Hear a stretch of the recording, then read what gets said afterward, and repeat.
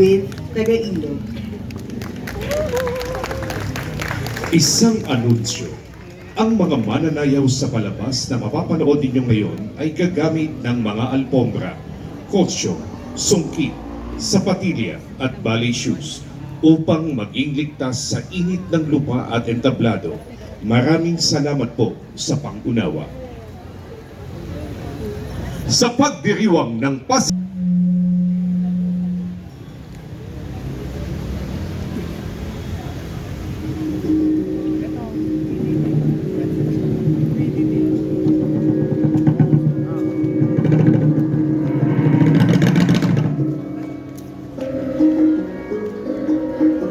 hango sa matandang paniniwala, ang mga unang katutubong Pilipino ay matatagpuan sa Dakong Silangan. Kaya nga't pagdating ng mga dayuhang Asyano, namalas nila ang yaman ng kultura at sining ng mga katutubo. Noon pa man may sariling pamamaraan sa pamayanan. Ito ay tinawag na balangay na pinamumunuan ng isang datu o raha.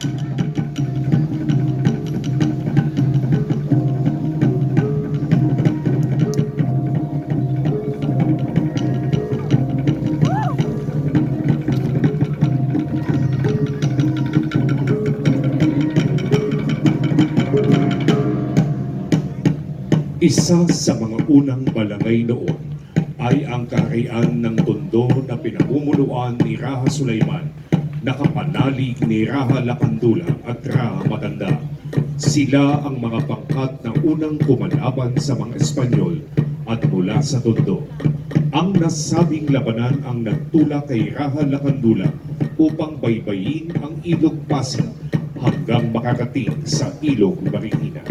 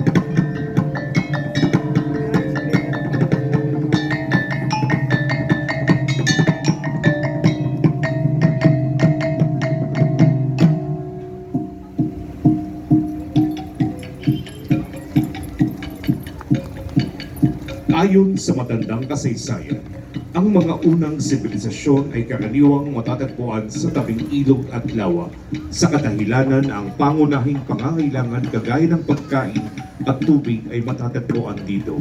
Kaya nga hindi katakataka na ang malinis na Ilog Marikina, ang kanyang karatig na lambak at ang pagiging malapit nito sa bukana ng Maynila ay bumighani sa mga unang maninirahan sa baybaying ilog na tinatawag ng mga taga-ilog. Ang mga unang nanirahan dito ay nabuhay sa pamamagitan ng pagsasaka at pangingisda. Tinuring ng mga unang Marikeño ang Ilog Marikina bilang bukal na kanilang buhay. Sa bawat pagdaloy ng malinaw at malinis na tubig nito ay napupunuan ang bawat pangangailangan sa pagkain, tubig at kabuhayan. Pinataba ng masaganang ilog ang malawak na lupaing tila inihanda ng kalikasan upang tamnan at magbigay biyaya sa lahat.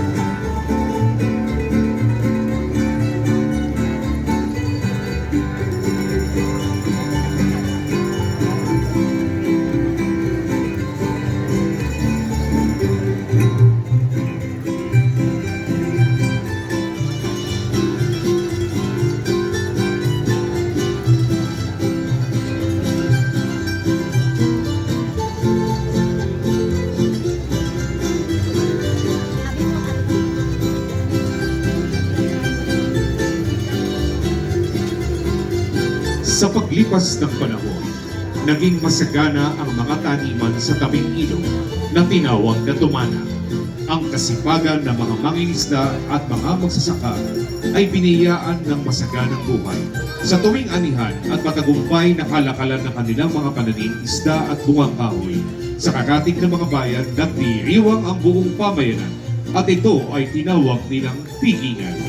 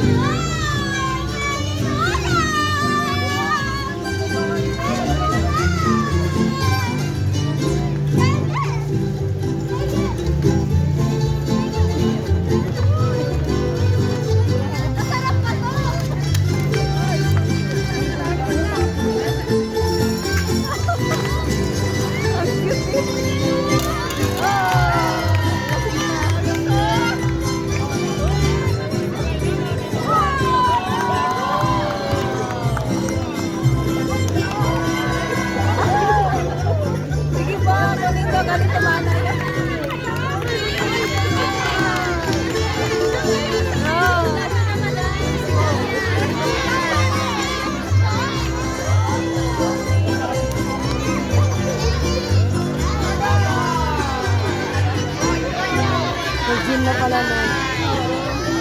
Madami sa'yo may gym eh. Sayang!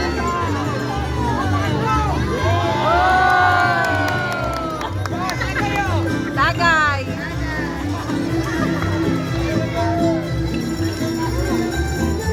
At sa'yo may tagay.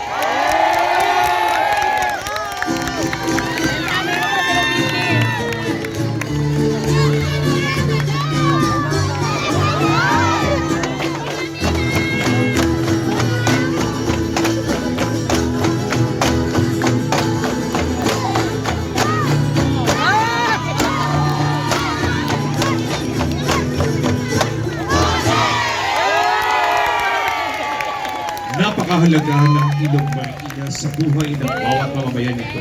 Ito ang naging buhay na saksi sa maraming masasayang kwento noon. Naging bahagi din ng masaklap na trahedya ng kalamidad. Pero ito rin ang naging dahilan upang ang mga mamamayan ng Marikina ay tumindig sa mga dagok ng buhay. Iyan ang aming patuloy na ibabahagi sa mga kabataan ng kinabukasan. Ang aming mahalagang kwento ng Ilog Marikina. Sa Marikina ay may pag-asa. Ang pag-asa ay Marikina!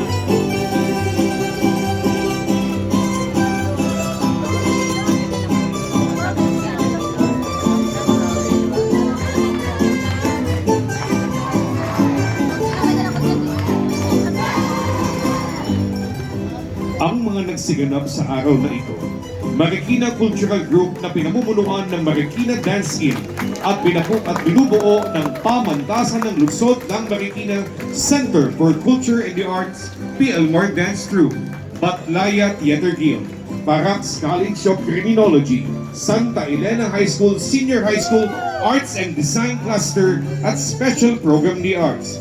Mga pangkat mananayaw mula sa Marikina Elementary School, Santo Niño Elementary School at Nangka Elementary School Dance Troupe at ang Ramon Obusan Folkloric Group Rondalia.